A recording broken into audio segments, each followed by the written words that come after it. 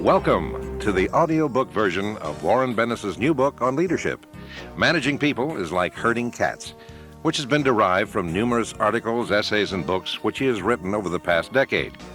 A noted researcher into the qualities of leadership, Warren Bennis is a distinguished professor of business administration and founding chairman of the Leadership Institute at the University of Southern California. Over the past 45 years, he has authored or edited over 25 books, including the best-selling Leaders and On Becoming a Leader, both having now been translated into 19 languages. Additionally, Dr. Bennis has authored over 900 articles appearing in national media. Having earned his Ph.D. in economics and social science at MIT, he has served on the faculties of MIT, Harvard, Boston University, and USC. He also served as provost and executive vice president of the State University of New York at Buffalo and president of the University of Cincinnati. In the first cassette of this audio book, Dr. Bennis guides us through the cataclysmic process of change, or as he prefers, transition, that is today impacting the world of business.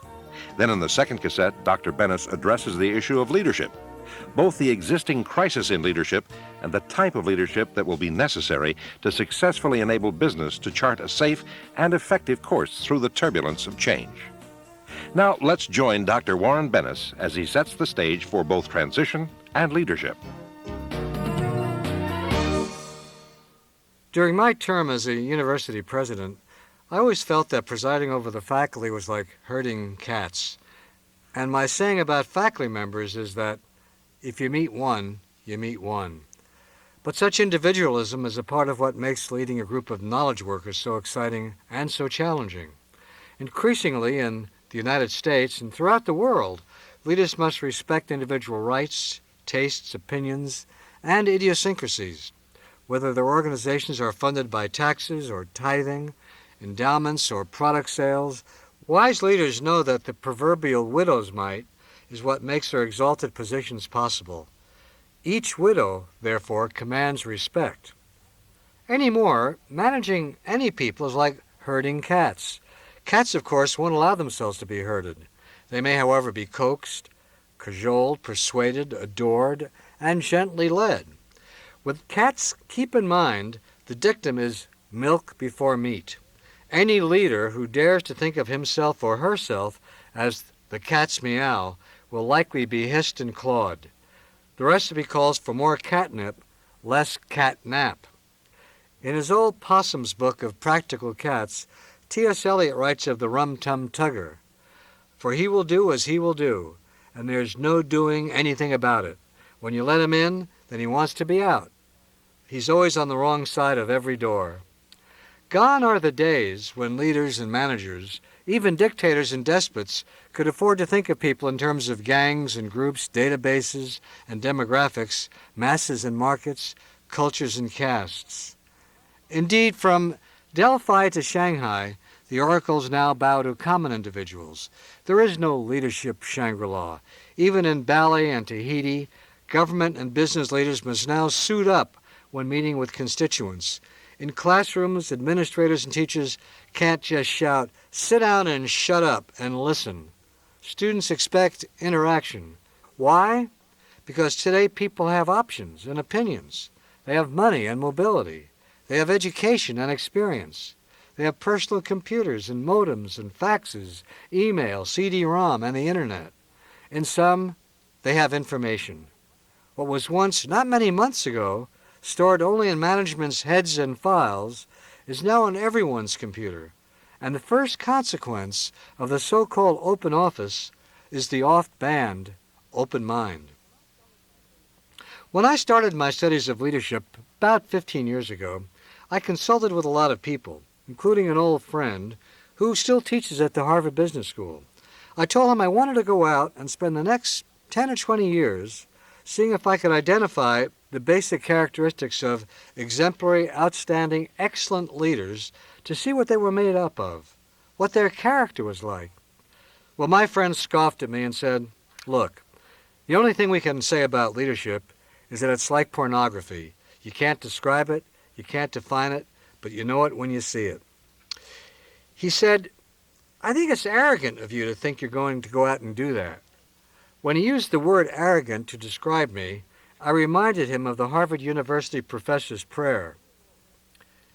Dear Lord, please deliver us from the terrible sin of intellectual arrogance, which for your information means, to you who aspire to lead people, I say, be humble, stop trying to herd cats, and start building trust and mutual respect. Your cats will respond. They will sense your purpose, keep your business purring, and even kill your rats. Failing to appreciate the importance to the organization of the people who are already in it is a classic managerial mistake, one that new managers and change-oriented administrators are especially prone to make. There are no clean slates in established organizations. A new management or administration can't play Noah and build the world anew with two hand-picked vice presidents. Talk of new beginnings is so much rhetoric, frightening rhetoric to those who suspect that the new signals the end of their careers. Newcomers often disregard history, but without history, without continuity, there can be no successful change. Alfred North Whitehead said it best. Every leader, to be effective, must simultaneously adhere to the symbols of change and revision and the symbols of tradition and stability. What most of us in organizations really want, and what status, money, and power serve as currency for, is acceptance, affection, self-esteem. Institutions are more amenable to change when the esteem of all members is preserved and enhanced. Whatever people say, given economic sufficiency, they stay in organizations and feel satisfied in them because they feel competent and valued.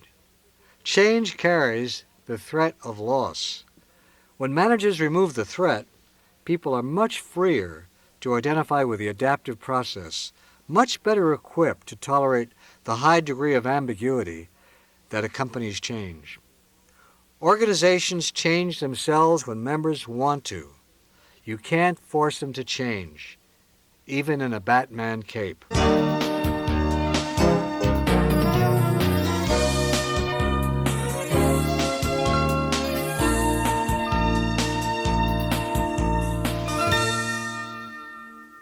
As president of the University of Cincinnati, I finally realized that my principal role model was going to have to be me.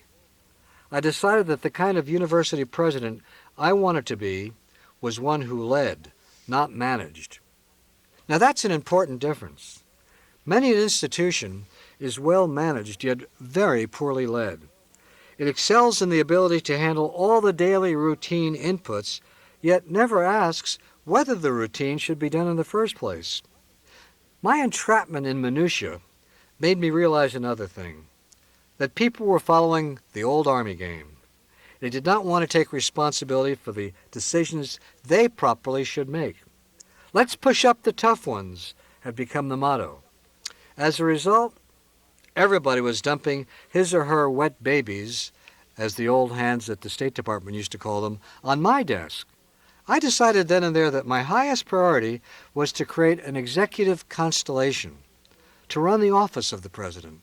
The sole requirements for inclusion in a group were that the individual needed to know more than I did about his or her area of competence and had to be willing to take care of daily matters without referring them back to me. I was going to make the time to lead. I realized that I had been doing what so many leaders do. I was trying to be everything to the organization: father, fixer, policeman, ombudsman, rabbi, therapist, and banker. As a CEO who was similarly afflicted put it to me later, if I'm walking on the shop floor and see a leak in the dike, I have to stick my finger in. Well, trying to be everything to everyone was diverting me from real leadership. It was also burning me out. And perhaps worst of all, it was denying all the potential leaders under me the chance to learn and improve themselves. Well, things got better after that, although I never came close to the ideal. As I look back at my experience at the University of Cincinnati, I compare it with my psychoanalysis. I wouldn't have missed it for the world, and I would never go through it again. In becoming a leader, I learned a number of important things about both leadership and myself. As Sophocles observes in Antigone, but hard it is to learn the mind of any mortal, or the heart, till he be tried in chief authority. Power shows the man. Having executive power showed me some personal truths. First, I was, as the song goes, looking for love in all the wrong places. Intellectually, I knew that leaders shouldn't count on being loved, but I seriously underestimated the emotional impact of angry constituents. I believed the false dream that people would love me if only they really got to know me. I call it the Lenny Bernstein syndrome.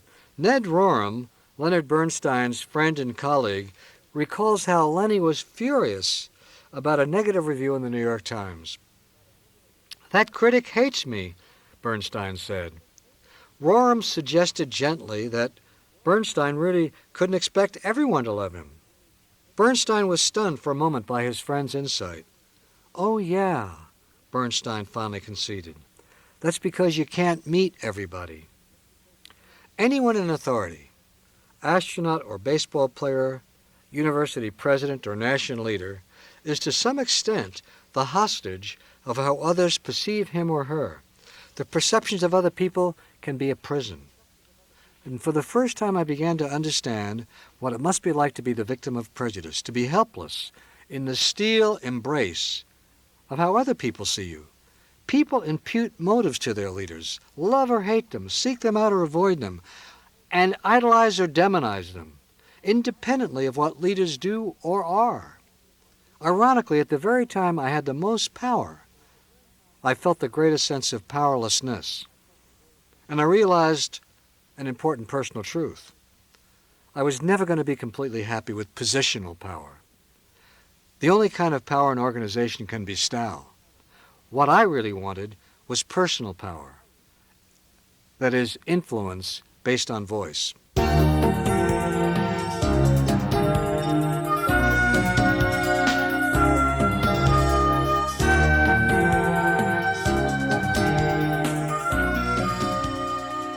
From cats and rats to personal versus positional power, Dr. Bennis has assimilated a philosophy of transition based on the reinvention of self.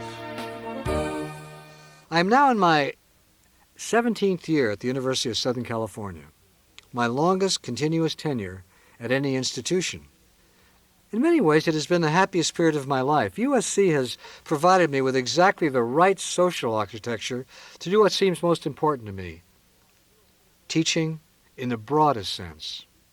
At USC, I have the leisure to consolidate what I've learned about self-invention, about the importance of organization, about the nature of change, about the nature of leadership, and to find ways to communicate those lessons. Erik Erikson talks about an 8-stage process of human development. Well, I think I've entered Erikson's 7th stage, the generative one, in which self-absorption gives way to an altruistic surrender to the next generation. Although writing still is my greatest joy, I also take enormous pleasure in people growing, in watching others bloom, in mentoring, as I was once mentored. What I have already discovered is that the need to reinvent oneself, to compose a life, as Mary Catherine Bateson puts it, is ongoing. I believe in self-invention as an exercise of the imagination. That's basically how we get to know ourselves. People who can't invent and reinvent themselves must be content with borrowed postures, second-hand ideas, fitting in instead of standing out. Inventing oneself is the opposite of accepting the roles we were brought up to play. To be authentic is literally to be your own author. The words are derived from the same Greek root, to discover your native energies and desires, and then to find your own way of acting on them. When you've done that, and you're not existing simply to live up to an image posited by the culture, by family tradition, or some other authority, when you write your own life, you play the game that is natural for you to play. You keep covenant with your own promise. I find that I've acquired a new set of priorities. Some of the old agonies have simply disappeared. I have no doubt that my 3 children are more important than anything else in my life. Having achieved a certain level of worldly success, I need hardly think about it anymore. Gentler virtues seem terribly important now. I strive to be generous and productive. I would hope to be thought of as a decent and creative man. I don't suppose that I'll ever retire from creative work. The word retirement does not have a very positive connotation.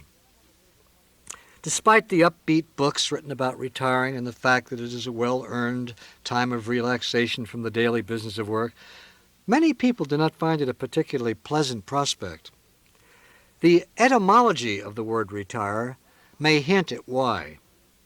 The ultimate source of the word is the old French word retirer, made up of the prefix of re, meaning back, and the verb tirer, to draw together, meaning to withdraw, to take back. The first English use, recorded in 1553, refers to a military force that withdraws and retreats. In regard to the sting in this, we need to look at the source of the word tirer, meaning to draw out or to endure. This word came from the Old French, martyr, in English, martyr, reflecting the fact that martyrs had to endure the torture of being stretched to and beyond the point of dislocating their bones. Now that's an interesting background for the word retirement. Aside from not being happy with the word retirement, I'm not completely pleased with the euphemism for retired people such as senior citizens or seasoned citizens. The second reason for my discomfort is that retirement is a topic that is relatively new to me and to my thinking. I've never discussed the issue. I've just begun to think about retirement and have tried to understand my resistance to the topic. I think I had to work that through before I could even address this subject. And most personally, having reached the age of 70 a couple of years ago, I began thinking, maybe it's denial. Is it the Grateful Dead who have a line in a song that goes, "Denial ain't just a river in Egypt"? And I began thinking about that a little more. I guess I was jolted out of my denial when I was attending a conference in Monterey not too long ago, and somebody came up to me and said, "Didn't you used to be Warren Bennis?" I wish to share 2 ideas with you about aging and retirement.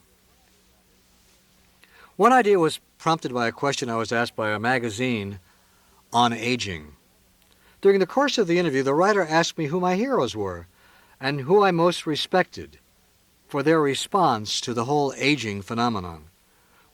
People's names I rattled off were the following: Winston Churchill, Bertrand Russell, Clint Eastwood, Mel Torme, Colin Powell, Bill Bradley, Grace Hopper, and Kay Graham. I began thinking, what did they all have in common? Well, Churchill really didn't get started on his career until he was about 66. It was said about Churchill in one of the biographies that he jaywalked his way through life before then. Or Bertrand Russell, who as he got older took greater risks in writing about philosophy. Or Mel Torme, who keeps singing publicly at the age of 71 and keeps cresting, never coasting. All of these people never stop. They keep going on. And I began thinking there were other things they had in common. First, they never thought about past accomplishments, or they didn't think about retiring. In fact, wouldn't a better word be transitioning? Because we're all in transition. And for me, power is the capacity to move from position A to position B, to go on to something else. So these people were always in transition. They were always redesigning, recomposing, and reinventing their own lives. Think about Colin Powell. He was a second lieutenant at the Fulda Gap in Germany, a recent graduate of ROTC. 30 years later, he was the commanding general of the whole American Army. And then from there he went on to the National Security Council. Now he's an author. And who knows what he'll be doing next. But you can bet we'll be hearing a lot more about him.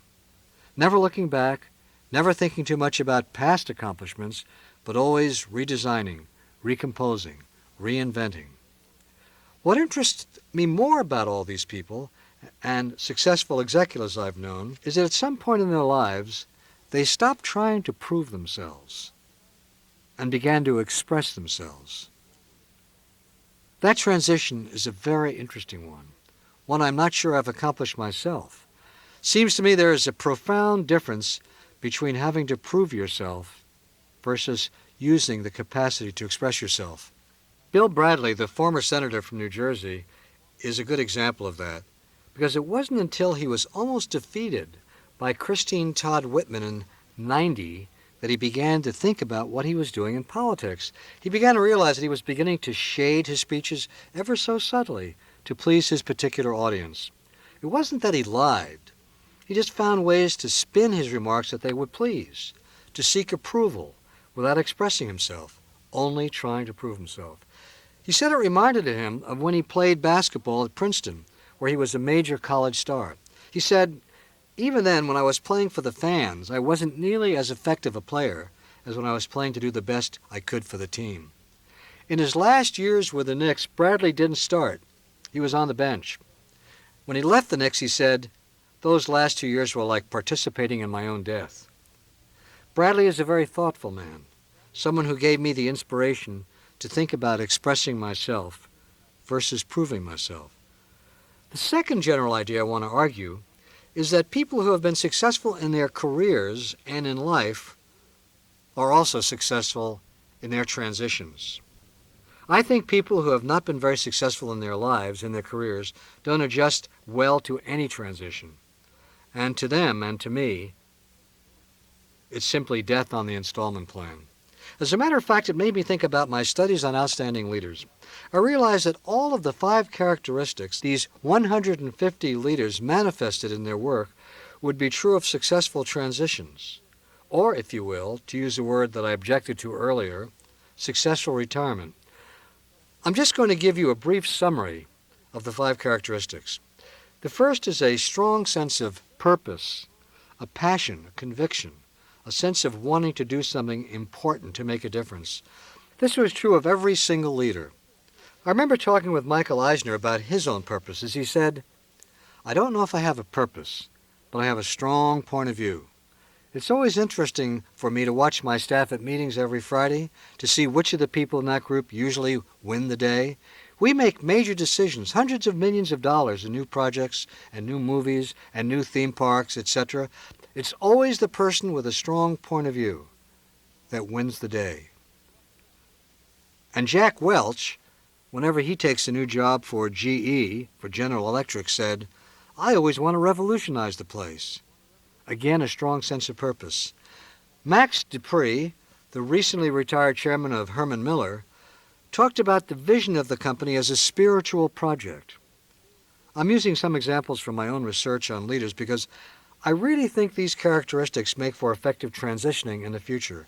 When Max Dupree used the phrase spiritual projects, I recall that Ernest Becker, in his treatise on death, talked about the fact that our purposes in life, spiritual projects if you will, are a way in our lifetime of transcending death. The second thing about these executives is that they were capable of developing and sustaining deep and trusting relationships. They seem to be constant, caring, and authentic with other people. If you just take purposes in life and strong, intimate human relationships, I think we have at least 2 of the major secrets of successful transitioning. The third characteristic is that every single one of the leaders were purveyors of hope. It was interesting to me that they all had positive illusions about reality. I had been brought up to think that mental health was dependent on perceiving reality. Now I believe these successful leaders had an almost unreal sense of, we can do it, I can do it. Unwarranted optimism. The first person I actually studied in depth was in Los Angeles. Shortly after I got to know him, he was diagnosed as having an inoperable brain tumor. He was given 3 years to live. Well, he just retired 15 years after the diagnosis. Through his incredible sense of optimism and hope, This man outlived all the guesses on the median age of people with that particular condition. As a matter of fact, he wrote a marvelous little essay, a takeoff on Marshall McLuhan, called "The Median Ain't the Message." The fourth point is that all these individuals seem to have a balance in their lives between work, power, and family or outside activities. They didn't tie up all their self-esteem on their position in the organization. I think that's a danger sign. My predecessor at the University of Cincinnati was there for 20-some years. During the student riots, when a rock came through a window in the administration building, it was as if his own skin was broken. It was like a personal attack on him. Retirement wasn't easy for him. Fifth, all these individuals had a bias toward action. They all were people who seemed not to hesitate in taking risks, who, while not reckless, were able to take action. They loved adventure, risk, promise. That's what I'm talking about when I talk about successful transitioning.